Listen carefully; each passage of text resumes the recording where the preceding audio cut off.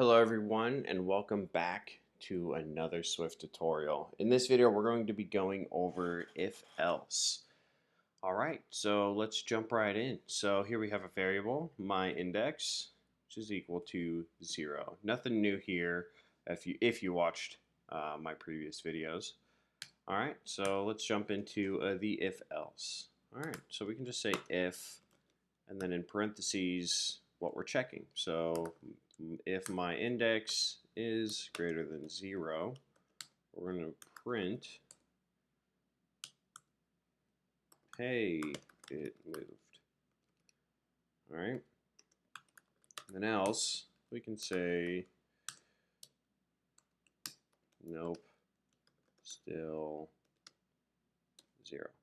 All right. And then if we run that, it'll go ahead and check it. And there you go. Nope, still 0. Okay. So what if we want to change the index after we've checked it? So for instance, now my index equals 1. So if we run that, you'll notice that it still says 0. Nope, still 0, but it changed. So what if we want to actually run that again? So what we can do here is we're just going to cut this and we're going to make a function called check index. And then we can say the variable is going to be index and the type is going to be int. All right, and then we can check right in there and then replace in my index with index. All right, so now it's checking and there we go. Okay, so now we can run this function check index with my index, and then we can actually completely run this again. And we're going to actually change my index to 3. All right, so let's go ahead and run this, and we're going to see it. Oh, there we go. So nope, still 0. We changed it.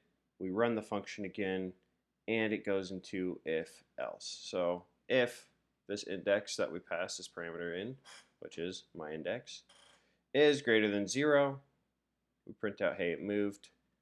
If it's not, then we're going to say, nope, it's still 0. All right, so let's see. Now we can say, actually do else if. So in else if, we can check specifically another case. So if it runs this if and it doesn't actually work, we can still run another if. So or another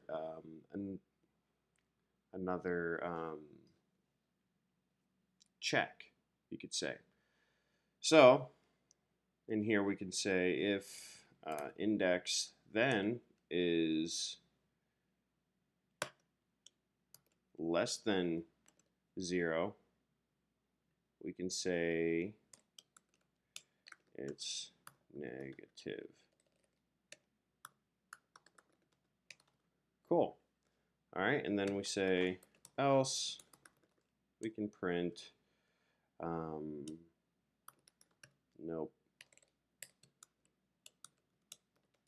still 0.